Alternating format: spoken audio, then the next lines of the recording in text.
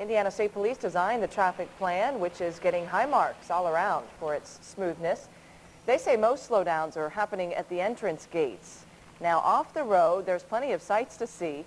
Action 10's Susan Dinkle has more on some farm show lumberjacks.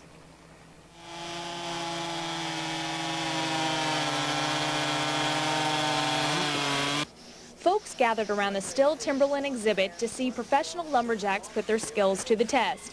For 6 years, Still Timberland has been performing to audiences to teach safety, to demonstrate their equipment, and to show off their talent.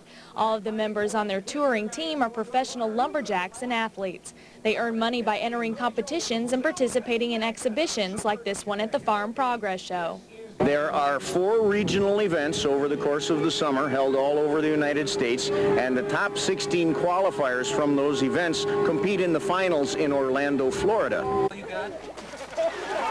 Hey, come on, wildlife, don't let him get away with it. The lumberjack is the #1 most dangerous occupation in the job world today. So why would someone want to be a lumberjack?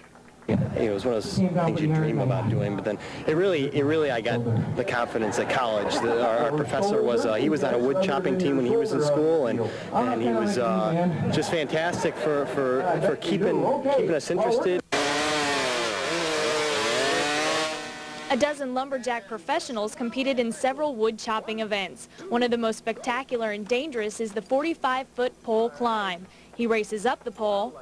He races back down, this time in only 10.6 seconds. And how did the crowd react? I think by the looks of the crowd, they liked it a lot. Susan Dinkle, Action 10 News, Terre Haute. Well, the first day of the show is on the books, but right now it's the first night. As Action 10's Nelson Garcia shows us, the work doesn't quit when the show does. It's all quiet now. The thousands of visitors that showed up today, gone. When the clock reads 5 o'clock, that means it's the end of the day at the Farm Progress Show.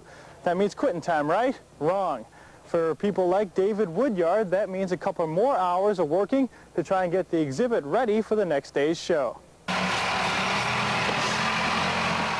Woodyard spends his nights this week and for the last 3 years fighting a never-ending battle against dust. I mean, 5 minutes after you wash a piece, wipe a piece down, the dust is right back on it. It's like a magnet. Woodyard and the rest of the cleanup crew will spend hours trying to make sure each machine looks its best. People keep on walking, picks up dust, and it, gets back on the machines and stuff, so we gotta make sure they stay clean and everything. Sounds easy, but Woodyard says it's all for naught. You're not really accomplishing anything, but, it's what you do for your job. You're here to wipe it down, so you wipe it down. Woodyard has been following the Farm Progress Show and other shows for years, but it's taken its toll. He says his devotion to his job led to a divorce. My wife don't like me out here, but, it's my job. It's how I make a living. So I'm here. I like it.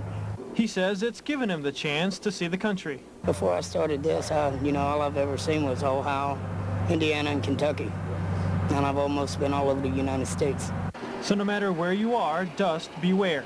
David Woodyard's on the job. Till I get forward. And I ain't planning on getting forward.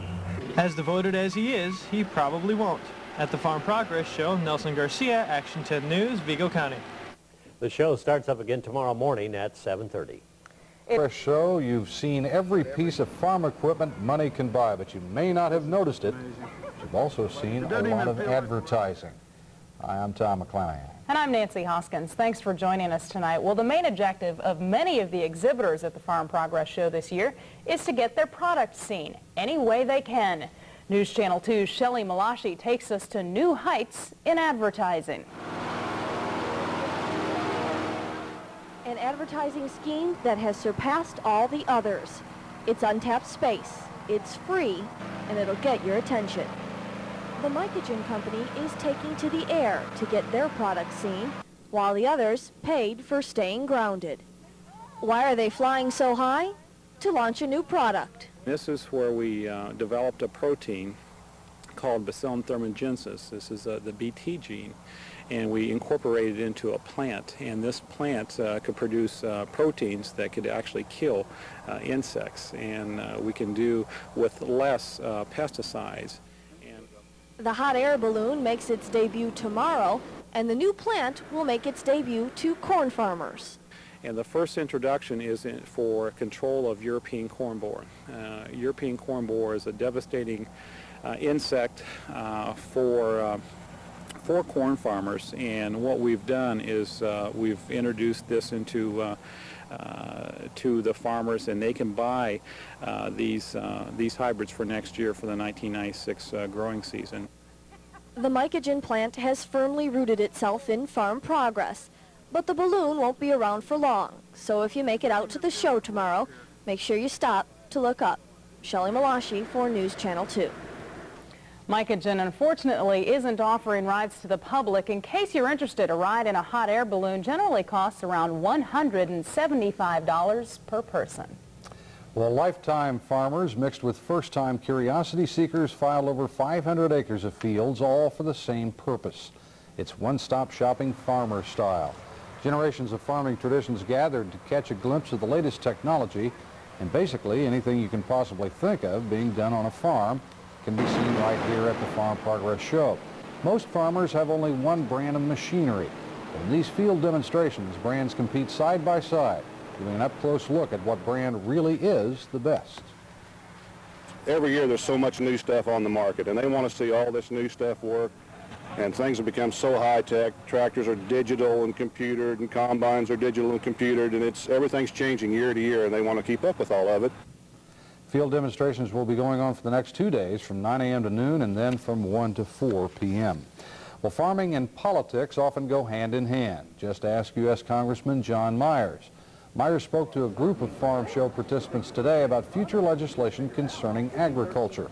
The congressman's two biggest goals: control the spending of federal assistance to farmers and phase out all farm programs by the year 2002.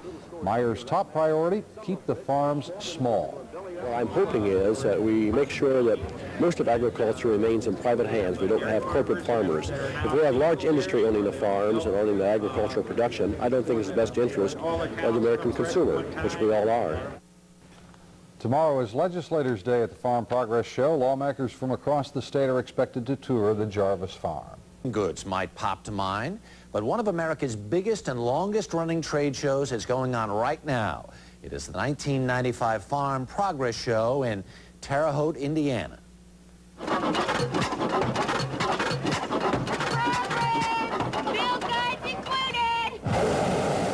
We just come because we love it.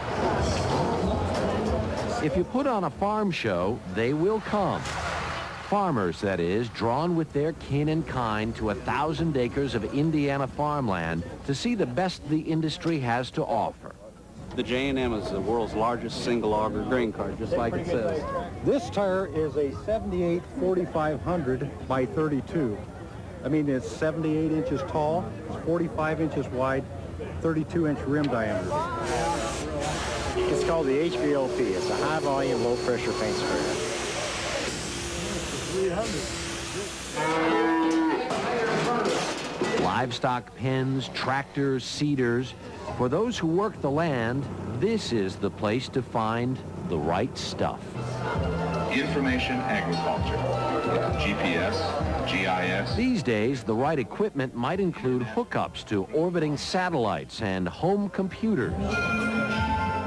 With this new computer software, you can map out a field and you can scan it back off a satellite, back to a computer on your farm and have on-the-go yield monitoring or on-the-go yield moisture at the touch of a button, and that's all new. But while satellite technology may be what's new, Here comes the big tractor! the big draw is still the big machine.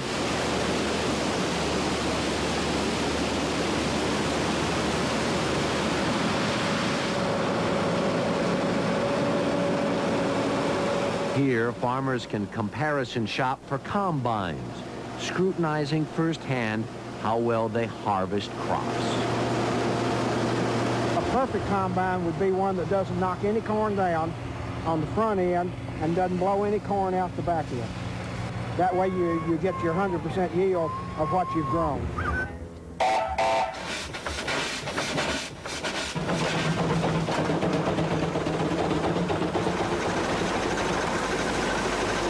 The show isn't just about where farming is going, it's also about where it's been.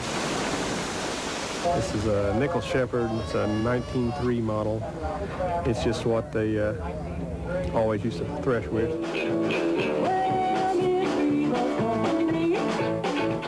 Business is business, but with farming, it's just as much a way of life. Lenny Calvapert and potholders set. I want to give this to the grandmother in the audience with the most grandkids.